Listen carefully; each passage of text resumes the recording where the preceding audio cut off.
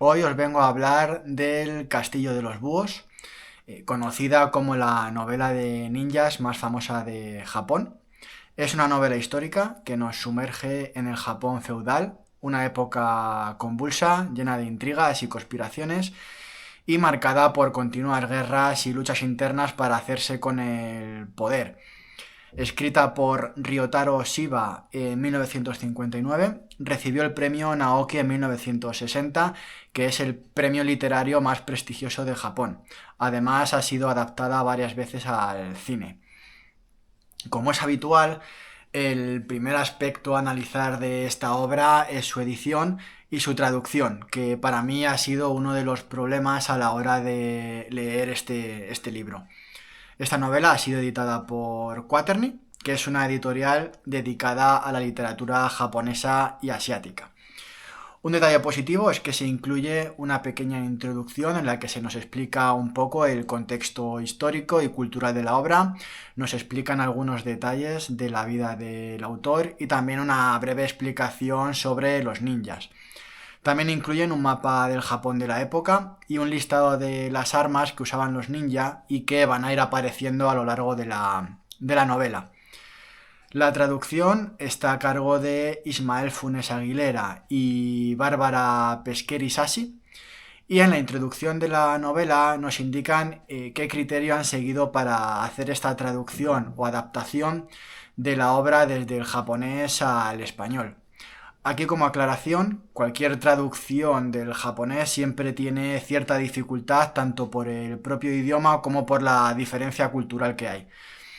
Aquí se nos dice que por decisión editorial decidieron no hacer una traducción correcta, es decir, fiel al original, sino que decidieron hacer una traducción adecuada, es decir, adaptando el texto para intentar acercarlo lo máximo posible a la cultura de destino y facilitar la lectura al lector.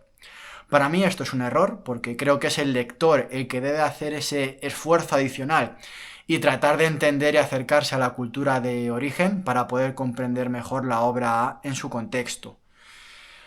Para ver esto de una forma gráfica nos ofrecen un ejemplo de un pasaje del libro comparando lo que sería la traducción correcta con la traducción adecuada o adaptada, que os voy a leer a continuación y poner en pantalla para que podáis ver a qué me estoy refiriendo. La traducción correcta, la fiel al original, sería la siguiente. En ese preciso momento, en el segundo piso de la antigua y algo desvencijada posada Echigo de la ribera del río Kamo, bajando 8 por Goyo desde Komatsubara en dirección este, había una habitación y allí, con una serie de pocillos alineados y con una técnica de composición ordinaria, un maestro pintor que pintaba un diseño con un halcón que se había refugiado en un pino, oyó pasos al otro lado de la puerta corredera de madera de su cuarto y levantó la cabeza de repente. Y la traducción adaptada sería esta otra. En ese preciso momento, un pintor levantó la cabeza al oír pasos al otro lado de la puerta corredera de madera de su cuarto. Este tenía alineados unos pocillos y trabajaba con una técnica de composición ordinaria en el diseño de un halcón que se había refugiado en un pino solitario. Lo pintaba en una de las habitaciones del segundo piso de la antigua y algo desvencijada posada Echigo, situada en la ribera del río Kamo. Como veis, la diferencia es evidente y como he comentado, a mí este criterio de traducción no me gusta, no lo comparto porque creo que se desvirtúa el original y los traductores al final modifican e interpretan el estilo del autor y creo que se pierde parte de la esencia de la obra. Para mí no está justificado adaptar la obra al lector y se debe considerar al lector como una persona con la inteligencia suficiente para saber apreciar y adaptarse a la cultura de origen del texto que está leyendo. Relacionado con el tema de las traducciones, intentaré hacer un vídeo lo antes posible porque creo que es una de las labores esenciales y poco valoradas a la hora de editar obras literarias. Esto no es una crítica a estos traductores en concreto, puesto que siguen las instrucciones dadas por la editorial y por lo tanto, como indican en la introducción, han hecho lo posible para hacer una traducción comprensible y que no resulte farragosa o densa para el lector, aunque creo que en algunas secciones del libro no lo han conseguido por ser esto una tarea extremadamente difícil. No es una obra larga, tiene menos de 400 páginas, pero a mí se me ha hecho difícil de leer en algunas partes. En ocasiones la he sentido muy densa o difícil de seguir el hilo de lo que estaba ocurriendo, y supongo que es en parte producto de esto que he comentado sobre la traducción, o quizás también el autor tenga parte de responsabilidad, aunque me inclino más por el tema de la traducción. La trama, como he comentado, nos sitúa en un periodo muy convulso de Japón, a finales del siglo XVI, en la que seremos testigos de cómo un prestigioso clan de ninjas, el clan Iga, es masacrado. Uno de los pocos supervivientes, Yuzo, se verá envuelto en una historia de conspiración para tratar de vengar y honrar a los miembros del clan Iga. Recibirá el encargo de asesinar al hombre más poderoso de ese momento, el Taiko Toyotomi Hideyoshi, y para ello deberá infiltrarse en el castillo de Fukushima. Para que le ayuden en esta misión, intentará reunir a alguno de los supervivientes del clan Iga que han estado viviendo ocultos. En el camino para alcanzar este objetivo, a lo largo de la historia encontrará básicamente 3 obstáculos. A Gohei, amigo de la infancia, que ha traicionado al clan; a Kohaji, una misteriosa joven ninja cuyas intenciones desconoce; y a los Koga, un clan ninja rival. Como aspectos interesantes de la novela, yo diría que nos narra un periodo histórico muy interesante de Japón, con continuos cambios de gobierno y continuas intrigas políticas para derrocar y sustituir a los que ostentaban el poder político en cada momento. Aquí es donde entran en juego los ninja con sus tácticas de camuflaje, infiltración y combate, para llevar a cabo todo tipo de encargos para inclinar la balanza en este juego de poder en las sombras. En la obra se nos describe el comportamiento de los ninja, su código de honor o de conducta, y también podemos ver todas las artes y herramientas con las que contaban en el terreno del combate, la infiltración y el sigilo. Es cierto que si no estás familiarizado con la cultura japonesa, el continuo baile de nombres de dirigentes, clanes, personajes, territorios pueden resultar confusos y difíciles de seguir por ser ajenos a nuestro idioma y a nuestro contexto histórico y cultural.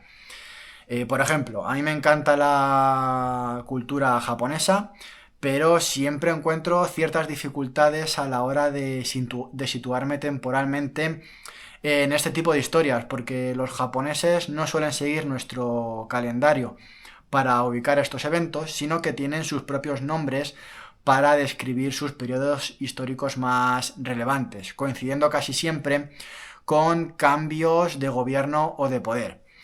En esta novela, por ejemplo, nos sitúan al final de la llamada era Azuchi Momoyama, que comprendió desde los años 1568 a 1600 aproximadamente, y que se caracterizó por ser un periodo en el que se intentó la unificación de Japón de la mano de Oda Nobunaga y de su sucesor Toyotomi Hideyoshi.